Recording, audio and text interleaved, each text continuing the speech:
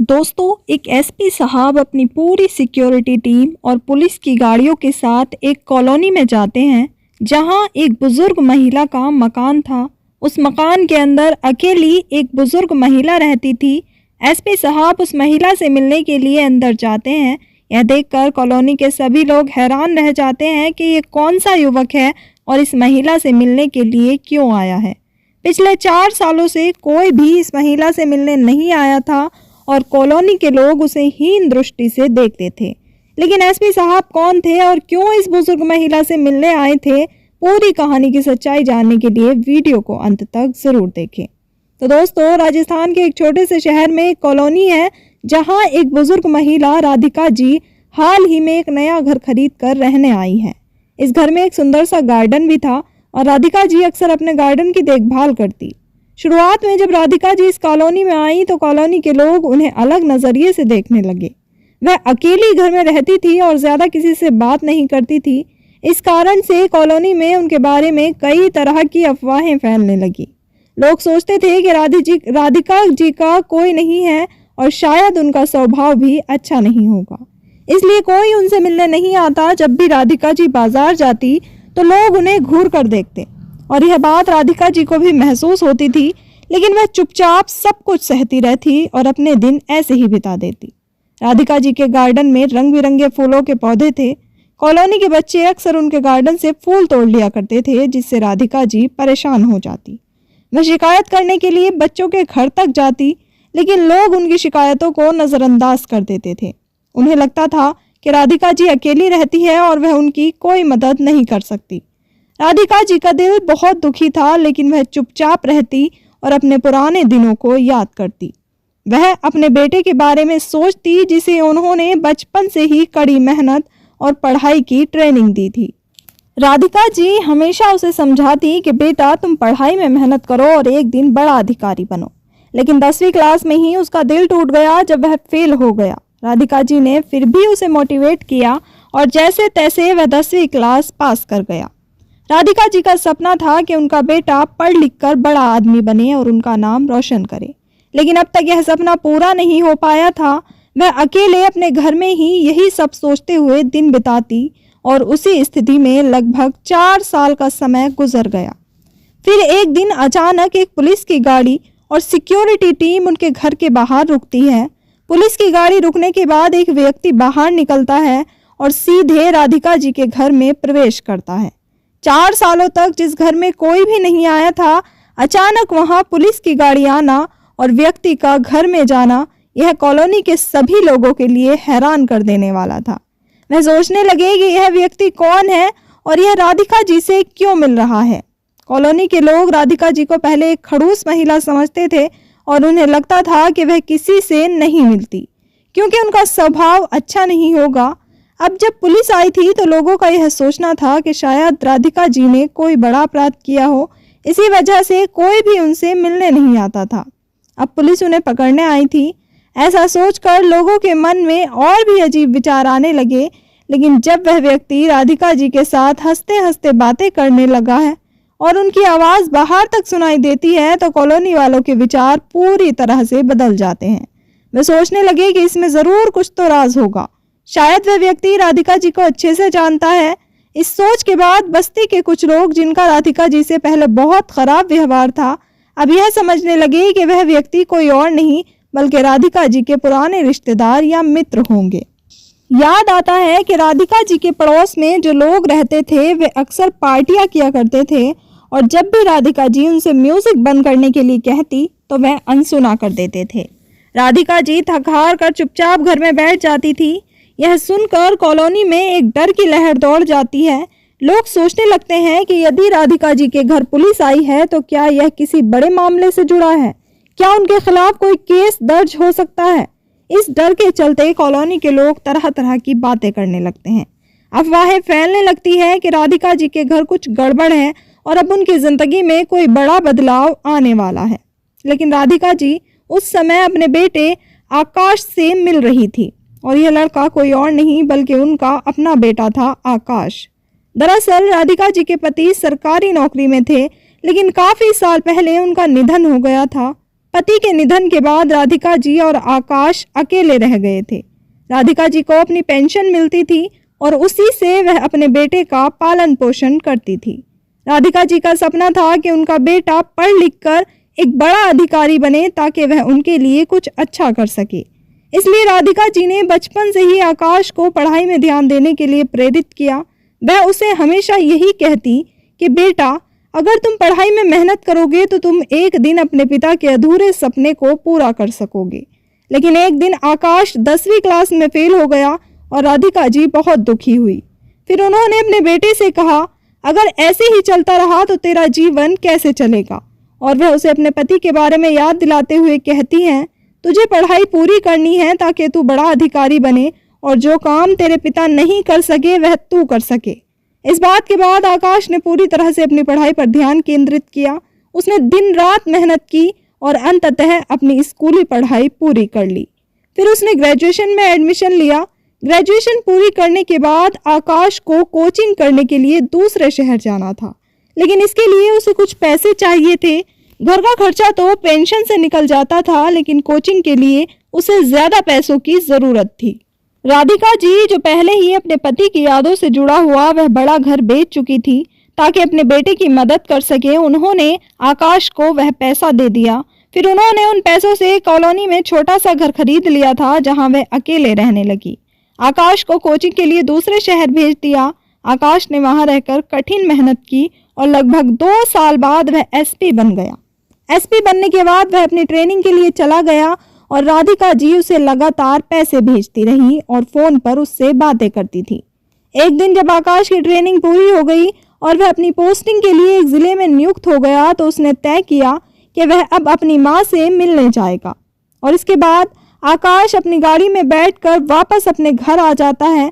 वह अपनी माँ से कहता है, माँ चलो अब हम उस काम को करते हैं जो पिताजी का सपना था और जो अब तक अधूरा रह गया है। तभी उसकी माँ राधिका जी कहती है, बेटा अभी नहीं, अभी तुझे कुछ साल ड्यूटी करनी होगी, इसके बाद हम वह काम करेंगे, लेकिन इसके लिए तुझे थोड़ी और तैयारी करनी होगी और कुछ समय लगेगा। आकाश अपनी माँ से आज्ञा लेकर ड्यूटी करने के लिए वापस चला जाता है। वह अपनी माँ से कहता है, माँ तू भी मेरे साथ चल, लेकिन राधिका जी मना कर देती है। वह कहती है, बेटा मेरा दिल यहीं लगता है, मैं यहीं रहकर तुझे अपने पिताजी की इच्छाओं को पूरा करते हुए देखना चाहती हूँ। जब तक तू उनका सपना पूरा नहीं करता तब तक मैं तेरे साथ नहीं चल सकती। आकाश अपनी माँ की बात मानते हुए ड्यूटी पर चला जाता है। वहीं वह अपनी ड्यूटी को ईमानदारी और मेहनत से करता है और अपने पिताजी का अधूरा सपना पूरा करने के लिए दिन रात मेहनत करता है। इसी बीच राधिका जी को अपनी कॉलोनी के माहौल में बदलाव महसूस होने लगता है।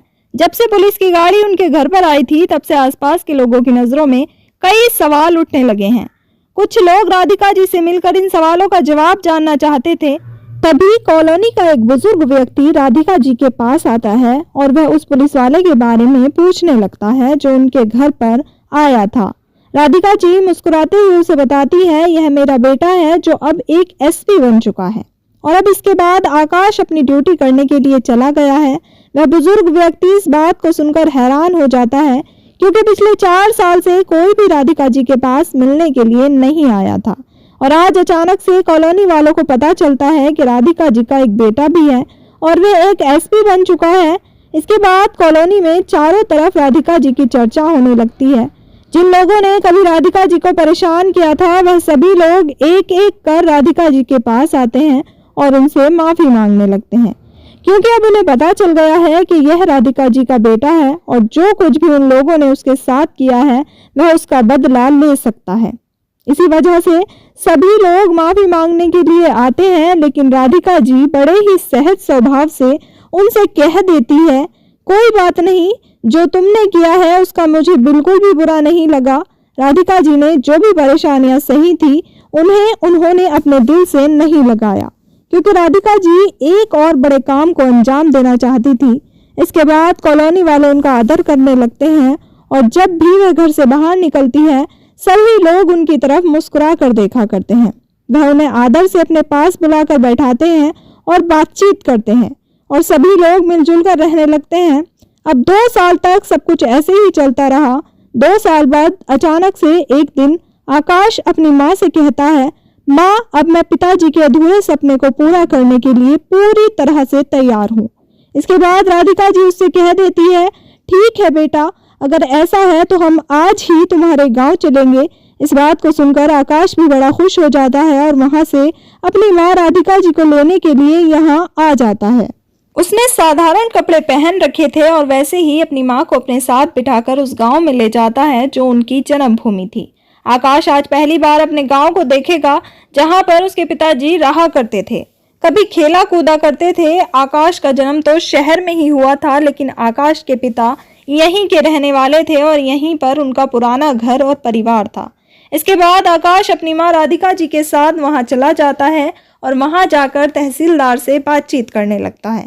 तहसीलदार को अपने बारे में बताता है, अपने पिता के बारे में बताता है और अपने दादाजी के बारे में बताता है। दरअसल आकाश के पिता इसी गांव के रहने वाले थे और उनके पास ढेर सारी जमीन और जायदाद थी, लेकिन जब आकाश के पिता की सरकारी नौकरी लग गई थी तो उनके परिवार वालों ने उन पर दबाव डालते हुए उन्हें वहां आने से मना कर दिया था। कहा था, अगर तुम यहाँ आए तो फिर देख लेना हम तुम्हारा क्या हाल करते हैं। आकाश के पिता सरकारी नौकरी में थे, इस वजह से वह गांव की तरफ बिल्कुल भी रुख नहीं करते थे और वहीं पर रहकर अपने बच्चों को पालने लगते थे। लेकिन कभी कभी वह अपनी पत्नी राधिका जी से इस जमीन का जिक्र किया करते थे और उनका सपना था कि यह जमीन उनके बेटे के पास रहे ताकि कोई भी दिक्कत ना हो। लेकिन फिर वह अपने मन को मारकर ऐसे ही रह जाते थे और सोचते थे कि जब उनकी सरकारी नौकरी पूरी हो जाएगी तब वह अपने गांव जाएंगे और वहां उस जमीन पर खेती करेंगे, क्योंकि उनके परिवार वालों की अच्छी खासी पहचान थी और इस पहचान के दम पर वह आकाश के पिता की नौकरी भी छुड़ा सकते थे। इसलिए वह किसी भी तरह का रिस्क नहीं लेना चाहते थे और इस वजह से चुपचाप नौकरी करते हुए रहते थे। लेकिन किसी कारण से उनकी मौत हो जाती है और उसके बाद राधिका जी और आकाश वहां रह जाते हैं। राधिका जी इसी वजह से अपने बेटे को पढ़ा लिखाकर बड़ा अफसर बनाना चाहती थी ताकि वह जाकर अपने पिता की पुश्तैनी जमीन को छुड़ा सके और गांव के लोग उसे पहचान सके कि यह उस व्यक्ति का बेटा है जो यहाँ से बाहर रहकर नौकरी किया करता था। अब आकाश को पूरी जमीन का ब्यौरा मिल चुका था। इसके बाद वह उस जमीन को अपने नाम करने लगता है। वह अब उन खेतों पर जाकर देखता है जहां कोई और व्यक्ति खेती कर रहा था और वह जमीन आकाश के नाम थी। इसके बाद वह उस व्यक्ति से कहता है, भाई देखो, यह जमीन मेरे नाम है और इसका पूरा ब्यौरा मेरे पास है, तो आप लोग आज से इस जमीन को छोड़ दीजिए और मैं यहाँ रहकर खेती करूंगा। इसके बाद वह लोग समझ जाते हैं कि यह वही जमीन थी जो पहले आकाश के पिता की थी और अब यह जमीन आकाश के नाम हो गई थी। आकाश अब अपनी जमीन को लेकर पूरी तरह से तय था कि वह इसे वापस प्राप्त करेगा। इस पर जो व्यक्ति खेती कर रहा था वह आकाश को धमकाकर वहां से भगा देता है और कहता है, तुम्हारा यहाँ कुछ नहीं है, चले जाओ यहाँ से वरना तुम्हारे साथ बहुत बुरा हो जाएगा।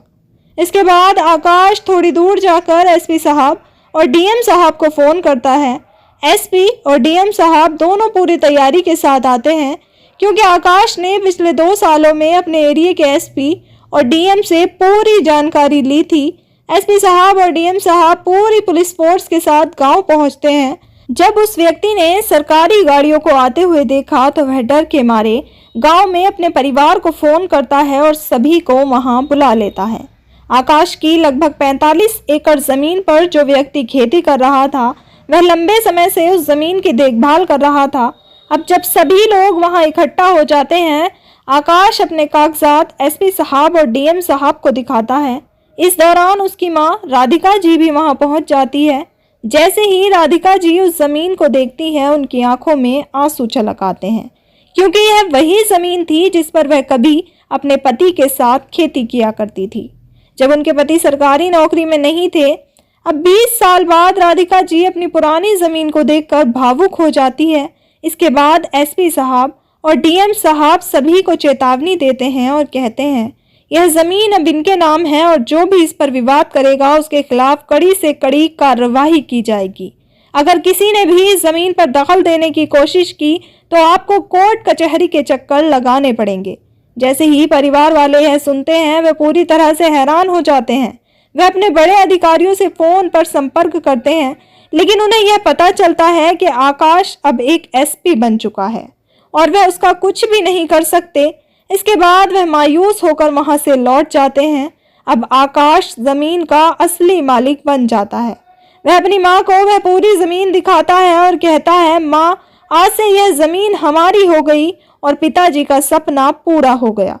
राधिका जी अपनी आंखों में आंसू लिए हुए अपने बेटे को गले लगा लेती है और कहती है, हाँ बेटा, तूने अपने पिता का सपना पूरा कर दिया और तुझ जैसा बेटा हर किसी को मिले। इसके बाद एसपी साहब उस जमीन को किसी योग्य व्यक्ति को खेती करने के लिए दे देते हैं, जिससे उन पैसों से आकाश की माँ का भला होता है। अब राधिका जी अपने बेटे के साथ उसी गांव में रहती है और खुशी खुशी समय व्यतीत करती है। कुछ दिनों बाद एसपी साहब की माँ राधिका जी उनके लिए एक अच्छी लड़की ढूंढकर उनकी शादी करवा देती है। शादी के बाद पूरा परिवार एक साथ खुशहाली से रहने लगता है। अब उनका परिवार सशक्त और एकजुट हो गया था।